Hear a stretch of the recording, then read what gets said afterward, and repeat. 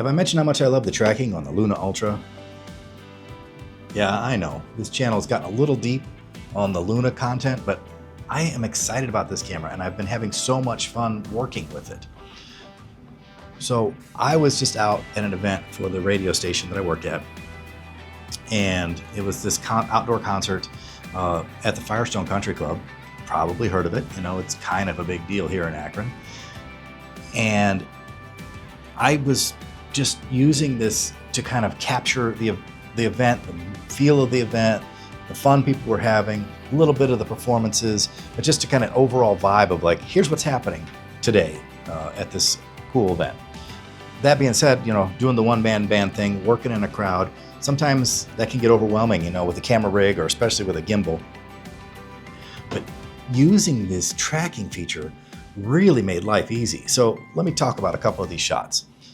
So the one you're looking at right now, the band had come out, they're performing the song intimately with the whole crowd. It was really fun, kind of cool.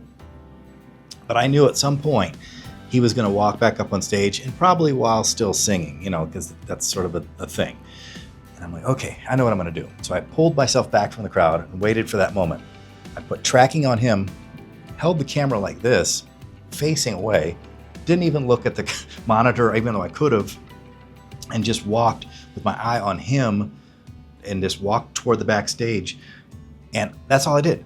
And the camera tracked him, kept him center frame, got this really interesting shot all the way up, and then I stopped, let him pass by, and it kept tracking, and then up to the backstage. It was a super easy, cool way to get what would be like a major one shot, I think, you know, in a production, with like someone spotting me and then someone else running cables or whatever else. But to be able to just do that with a one-man band and get this one shot from the crowd up onto the stage, I thought that was wicked cool. Again, crowd of people, have to navigate, you know, walking around people. I kind of wanted to get this shot of band performing on stage and then walk back and sort of show the whole crowd and everything that was going on there. Okay, I'm gonna do the same thing. I'm gonna track the lead singer, center stage, and I'm just gonna walk like this, walk in this way, camera that way, and see what we get. I got all the way to the end, and I mean, he's like this big on the screen, it's tiny. And it's still tracking. I can still see the little green box when I get to the far end of the area, and you can see how far away I am in this shot. And then I just said, okay, let's see how it does if he disappears behind these umbrellas. So I walk along, have the umbrella obfuscate him. I think that's a word. You could correct me below. It's a word. I don't know if it's the right word. But I wanted the umbrella to kind of get in the way.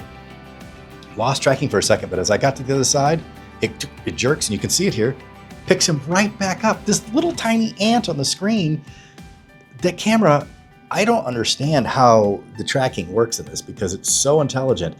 I mean, this is down to the sensor level that it's being that sensitive and tracking somebody that far away. I don't know. It's an awesome feature.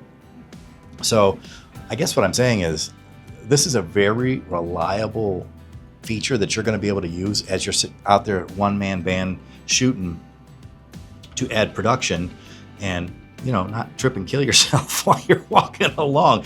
It's a really awesome tracking feature that comes in that camera. And so again, let me reiterate. I'm only drinking water, I promise. I don't know what happened there. I am not sponsored. I bought this camera with my own money.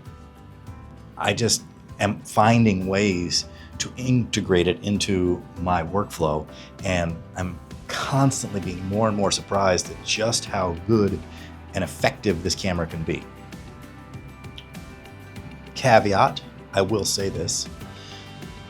I had everything in manual settings, and I was running into some issues overexposing. My fault. I should have thrown the ND filter on, but it was like run and gun, and I wasn't paying attention. So some of my shots were unusable, admittedly.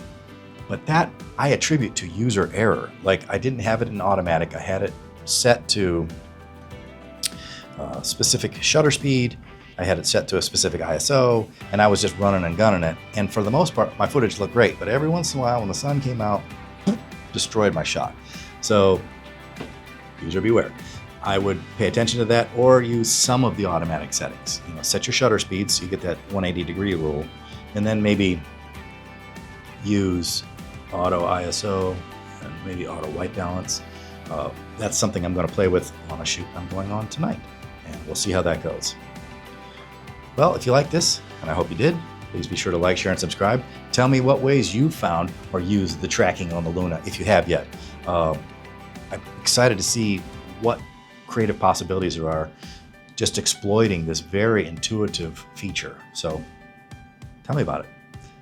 If you enjoyed it, please like, share, and subscribe, and I'll see you pretty soon.